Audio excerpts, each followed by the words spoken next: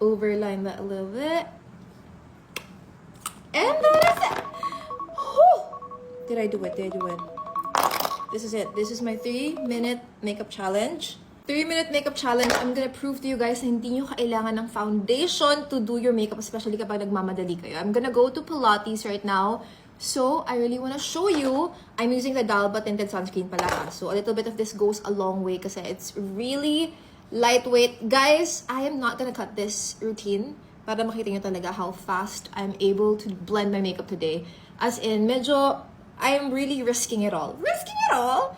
Ayan. I'm trying to also be kalmado kasi hindi ko din alam ba ginagawa ko to sa sarili ko. But we are really gonna attempt to make this work. I am gonna go to Pilates, yoga lang naman. So, medyo light makeup lang. But still, syempre, I want everything to just look covered, evened up, and brighter. So, this one kasi nakaka-brighten naman siya. And now, I'm just gonna add a little bit of bronzer. Also, magandang lapat ng mga products sa tapat niya.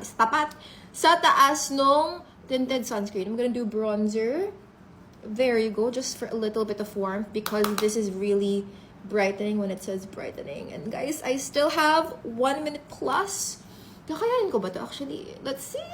Medyo kinakabahan ako, sis. Pero, I do believe, kaya natin to. If we have breakouts right now, we're just gonna spot conceal them so that hindi siya super prominent. And I'm just spot concealing the breakouts, any dark areas of my skin. And then, magkilay na tayo. Again, hindi ako magkakat. Actually, hindi na ako makahinga eh. Gusto ko lang talagang patunayan sa inyo that you can do your makeup in 3 minutes, especially when you have, you know, the experience, girl. Medyo kinakabahan ako, pero I trust na kakayanan natin siya. Okay. High hopes. And then, now for a little bit of like light blush. This one that blends really nicely. Transition blush who. Ito kasi parang ano na siya. Very light lang and fresh.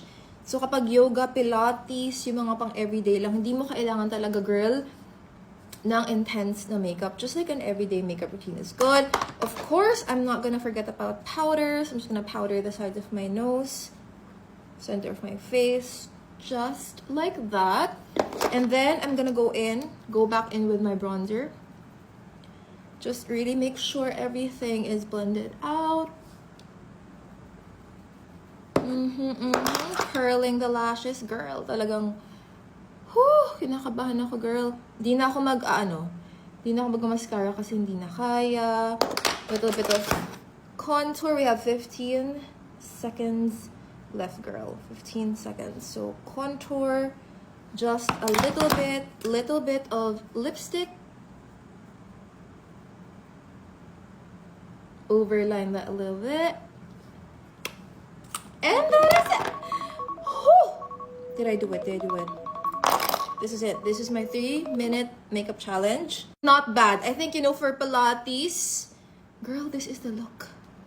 Wait, I'm so proud of this. Of course, if I had more time, I would probably do more lip liner, more contour. Girl, for 3 minutes, I'm looking at my mirror right now. Not bad at all. This is my new record already. I did the 10-minute one. Now, I was able to do the 3-minute makeup challenge. Sabi sa inyo, bilis lang i-blend eh. Dalba.